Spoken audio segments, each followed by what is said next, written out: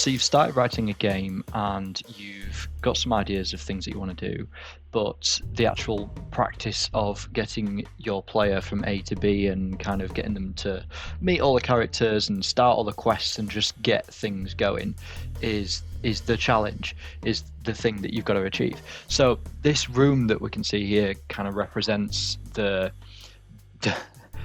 most painful part of this of my sort of learning process, which was coming up with what I thought was a solution to something and then realizing that, oh, if I do that, then that means that I've broken something else. I know in fixing that broken thing, I've broken something else. So what I've got in this room is a million little workarounds that are all kind of competing with each other to get through to get to the next section. So why and what are we trying to achieve with this room? So this is the kind of the second space that you go into. Having left your room, you kind of briefly get to have a look around some of the corridors of the facility, and you hear that there's noise kind of coming from this dining room. So you think, okay, I'm going to go in there and check it out and see what's going on. And all the other residents of the care home are in here having breakfast. The breakfast is some kind of strange sort of soylent green sort of mush that they're eating. So there's some kind of stuff to uncover on there. So what I wanted to do for the player was get you to meet everyone in the room and get the quest log and introduce how that works. So once you left the room, you had a choice of any one of these characters to pursue. You could go and do whatever it was that they've kind of briefly discussed with you, or maybe you want to go and see them. This is the kind of starting point of everyone's quest that kind of spreads out and goes throughout the rest of the facility. The problem with that is there's so many moving parts with this room that it was just ridiculous. And this is literally the second room that I ever made, and I'm still working on it and kind of got it to a position where it actually works. You can play through this entire thing and achieve everything that I want to achieve. This was the huge thing that I had to overcome, and all the stuff that I learned from this I've then been able to apply elsewhere. Right, so we're in a position now where I've spoken to everyone except Ponytail Man after the initial conversation, so I'm now going to click on him and try and speak to him. It's a guy with a beard and a ponytail. I have a name, you know. No, I don't know. Call me Bill. I'm just going to skip ahead. So now we're opened up a dialogue tree, and depending on what you select, different things happen. So I'm just going to skip ahead again because the point of this section is to get rid of him. So he walks out the room. I'm holding down a thing to make it go fast, by the way. That's not the speed that everyone kind of moves around at. He's left, so we now know his name. He's given us his room number and the key to get in. We've figured out he's a bit of a conspiracy theorist, and he wants us to find out some information about the robots and report back to him. So he's another character that we can kind of go back and forth to in the facility. What that has done now is it's given us the ability to go into the kitchen. So I'm going to go into the kitchen and we're going to see another room. There's got to be a way I can get rid of this mush. Right, now we're in the kitchen. So in this room, we've got to find a way to improve the food. So we've got two more of the robots that are cooking. There's some kind of jokes going on in this room as well, in that this robot is trying to chop nothing with a ladle, so you can kind of point that out and have a bit of a conversation. But there's a puzzle to solve in here. Ultimately, what we've got is a large food dispenser against the wall, and it seems to be that this is all the food that's available in this place. We've got a door that we can try and get into, but it's locked. So I've got my tools and I'm now going to start messing around with the dispenser. Now I've got a pop-up graphic that shows that, okay, there's something stuck in here. So I can pick up this key. I'll take the key and I will go over here and I will use the key on the door. So that's just like, I wanted to have a tiny tutorial for anyone, the one person on the planet who's never played a point-and-click game, who doesn't know to, use your inventory and stuff like that.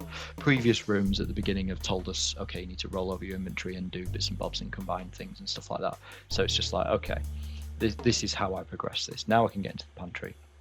There's some more jokes to be dispensed in here as we try and look at all these different boxes.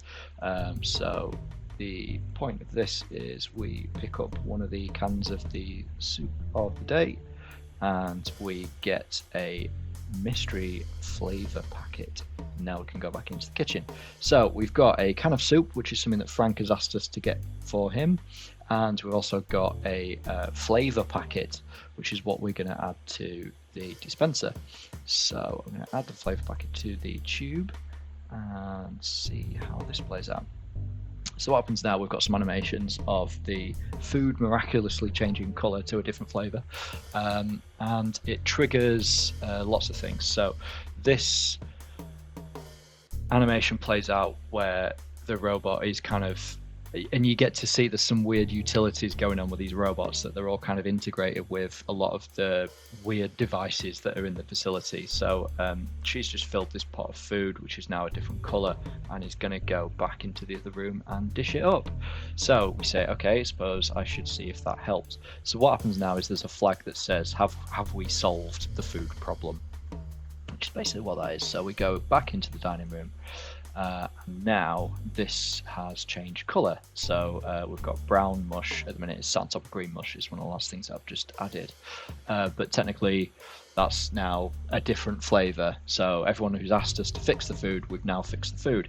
So now the problem that I've got is all the eating animations that I've made, they're eating bowls of green, and that green bowl is part of the kind of PNG sequence that I've got for each one of these people. So now I need to go back into Photoshop and After Effects and redo all of these with brown colouring for the food.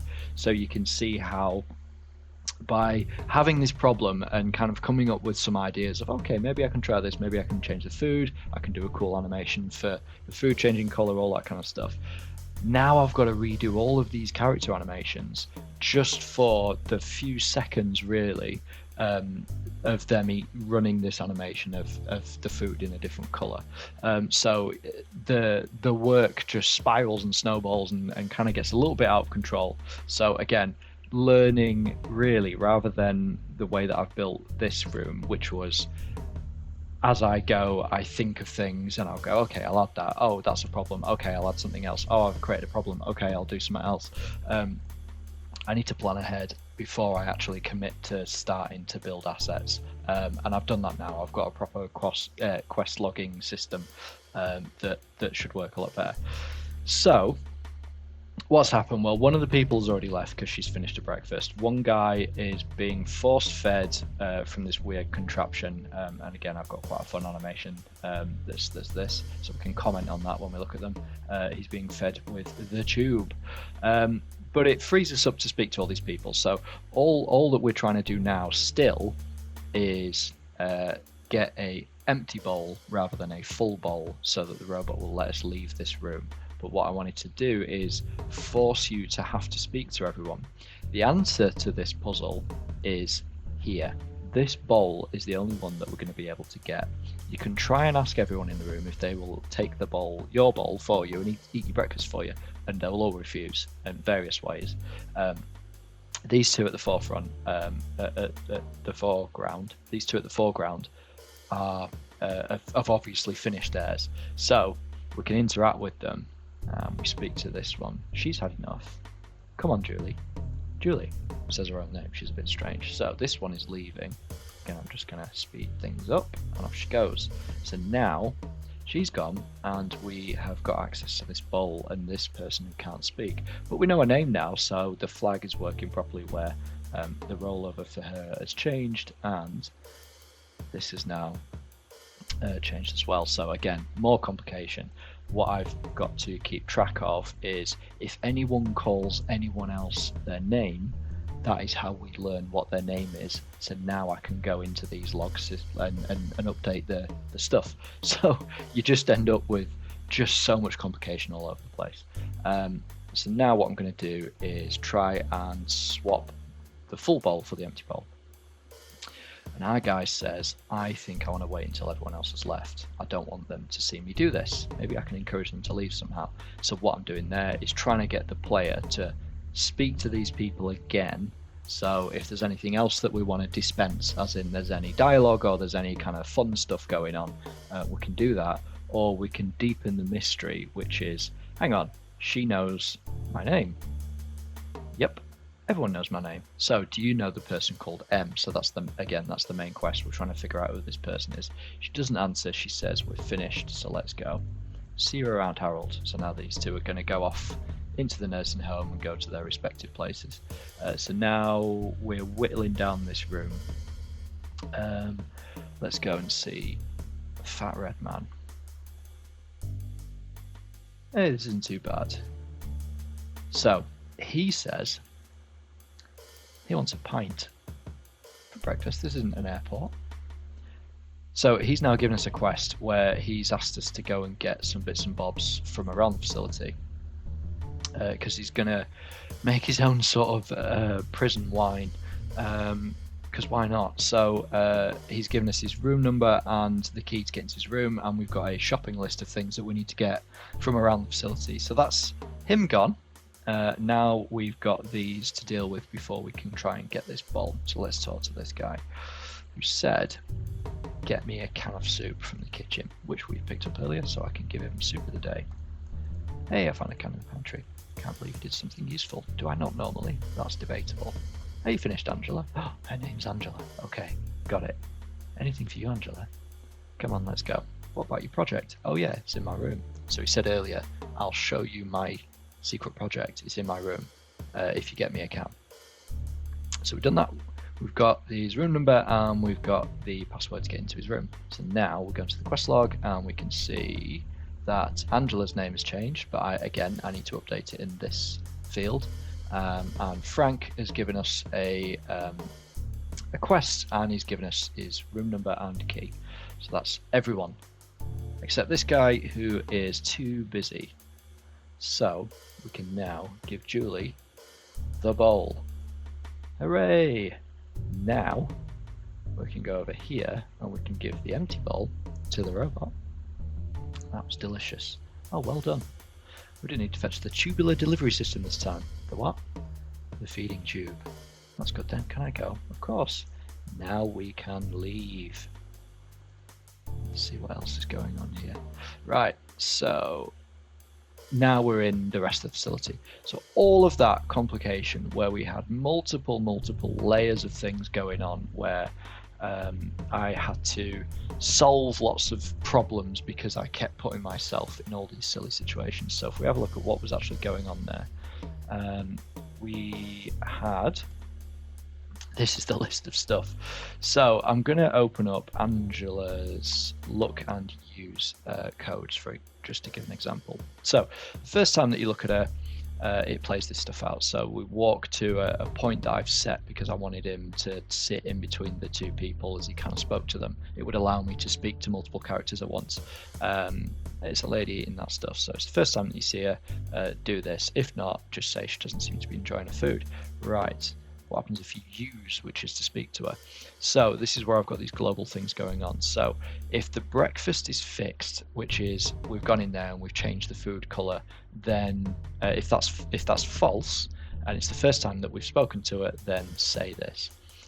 If the food is fixed and it's okay, so she'll say yes, it tastes better, thank you. Otherwise, so if it's the second time that we've spoken to her and beyond, then just say hello. So I've kind of had to come up with all these different paths to account for all the different kind of states that we're in. So some of these things are counting up to make sure that we've spoken to the right number of people before we can enter the kitchen. So that's this people spoken to. That's like a global kind of number that's being counted. And then, yeah, we've got this global is breakfast fixed, yes or no, then do this. Same for everyone. So if we look at Frank, he's got, and this is how we kind of go for different people's animations, so we can make him stop eating or start eating, and this is the controls for changing their names. So Frank description is when you roll over the mouse on the guy.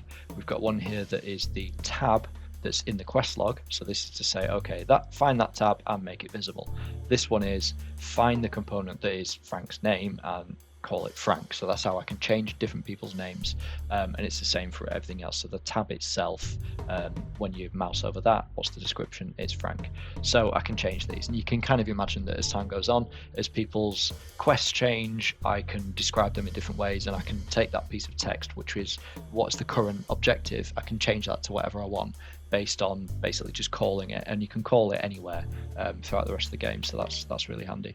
So that's kind of how that's working. Julie is one of the most interesting ones when we look at the bowl that's in front of her, because the bowl is looking at everything. So this inventory bit is looking for, is the item that we are trying to use on the bowl, is it the bowl of green mush? Okay, it is. And have 4 people left the room. So it's the 4 people that we spoke to. There's certain things that are trigger, and there's another count. If that equals 4, and Maureen specifically has left, we're looking to make sure that Maureen has left, then you can finish the room. You can swap the bowls, and then you can go. If it's the bowl of green mush and less than 4 people have gone, but Maureen's gone, then you can say, okay, basically, you can't do it until everyone's left. So it's just to kind of say that. If it's the bowl of mush, less than 4 people have gone, but Maureen hasn't gone, so Maureen is still there, then Maureen specifically will say, hands off. So it gives the player an indication, I've got to get rid of Maureen, but at that point they don't know that they need to get rid of everyone else. So this is kind of, again, writing myself into multiple corners. I knew that I wanted to get rid of Maureen, but I'd also decided quite far into it that actually I want to get rid of everyone, because once I've left this room, everyone, as I said, is going to be teleported to whatever location that it is that they're going to be in for the majority of the game. I don't want to leave this room and then immediately come across Frank in his room, which is on the corridor out here somewhere. It's you're going to have to see him leave for it to make sense. So I had to kind of find a way to drive that. So all of these counts and things that are all looking for, okay, you've got to go away and do something, come back, speak to them, make sure that they're happy, get a little bit of story stuff dispensed to you, get the quest log filled in. Then they leave, then you can complete everything, then you can leave, then you can play the game. But yeah, this kind of really was the hardest part of the game so far, and it, like I say, it was one of the first things that I did. I've subsequently made lots of different rooms that have got lots of different puzzles and things going on, but everything that I kept running into in here that was a problem, the solution that I found was reading up on stuff that I didn't know was a thing. I didn't know that you could, how the count stuff worked, how these global things worked, where, and you can see here I had various attempts where I was going to say, okay, every time you speak to someone, then I can make it either true or false. But actually it worked out easier to just count. So I came up with this. One count is saying, have people left the room or not? And I think there's another one knocking about somewhere that's how many have you spoken to? So I can actually get rid of all of this stuff now because it's not actually doing anything. But I didn't know that you could have an integer, because I don't know what bools and integers are, or I didn't before I started this. So this was, Googling something to figure out. I know what it is that I want to do, but I don't know how to do it. So I'll just Google it basically. And also check obviously the PowerQuest API page, which does explain a lot of this, but there is some assumed knowledge that you know what an integer or a bool is. I didn't before this. So what you'll probably find, if I do ever release this, and people start to break it apart, pirate software style, you'll see there's so much silly stuff in here where actually this might be the whole room may pin on that somewhere, because there'll be some daft thing elsewhere within this chain that is looking at that, because it was from one of my many attempts to solve this problem, and I've not got rid of it. But yeah, you can see like I had multiple times with the GUI where I'd forgotten to, so if I bring up the quest log, I'd forgotten to change the name. So the quest log, so the quest log's I suppose the other thing that I want to show you. So I've shown you how a room works and how the kind of interaction works with all the different people. This is it kind of works in a similar way, really. So in effect, it is a room and it is full of props and they all do different things. But what I've done, because I wanted to be able to toggle between all these different tabs, so it's just kind of easier to navigate because you've got to track all these people. It's all kind of sat and layered on top of each other. So each one of these is, okay, this is Angela, this is her name is currently default beautiful lady, and that can change based on whatever that you do out in the game world. All these things can be kind of pointed to and changed as we go. So they're either hidden or they are kind of pre-filled with other stuff. So the Frank name, for example, I know now that I need to change that. So its current text is Frank, but I need to change that to long-haired man. So now when we go back into the game, if I close this, the default setting will be long-haired man, and then when we speak to him, it'll flick back into Frank. So there's a few kind of things like that that I need to keep on top of. By the end of the game, obviously you'll have heard everyone's name, you'll know who they are. The quest log will be filled in completely with everyone's name, location, how to get into their room, and then whatever it is that's the current quest for each person. Today, what I really wanted to show was the level of incompetence on my part, an absolute lack of knowledge of how all this stuff works, how I had an idea for something that I thought, oh, this will be quite a fun way to introduce all the characters that I've kind of written. So the dialogue is the easy bit, the graphics are the easy bit, but I had no clue how to dig myself out of the hole that I created, where I'd forced the player to be in a room. I wouldn't let them leave until they'd spoken to everyone. So I had to figure out how to get them to speak to everyone, to then progress something, to then go do something else, to come back, to then make the people leave, so then you could finish something, so then you could leave and then start the game. That was the situation. There probably was a better way of doing this, but in a way, I am quite satisfied with this because it's on theme, because we're in a dining room. It's a shared space that's part of the facility. We've got a little bit of story dispensed in that we know that most of these people don't like us for some reason. They're all got various kind of conditions and things going on. We've picked up a lot of quests. There's something very strange going on with the food that will hopefully be explained as the game progresses. And we've got to see a lot of the robots in action as well. So yeah, thanks for watching. I think next time we'll have a look at the graphic side of things. So how have I created this stuff? How have I done? I know I touched on it on the first episode. How have I done some of the animations? What I think I might be able to show is an efficient way that I've made these things, because these are really quick to make actually, because I've got them all rigged up nicely in After Effects, and I can kind of really quickly, move them around and do different things, export them as a PNG sequence, import them into here, and I've got things that there's like footsteps, there's noises, there's squeaks for the wheelchairs, and there's all kinds of stuff that are going on that are all part of the animation system that's sat on top of the basic Unity one. There's this Power Anim that comes with Power Quest. So again, I'm going to shout out Power Quest because it's fab and it does a lot of stuff for you. It's really useful. All right, thanks for watching.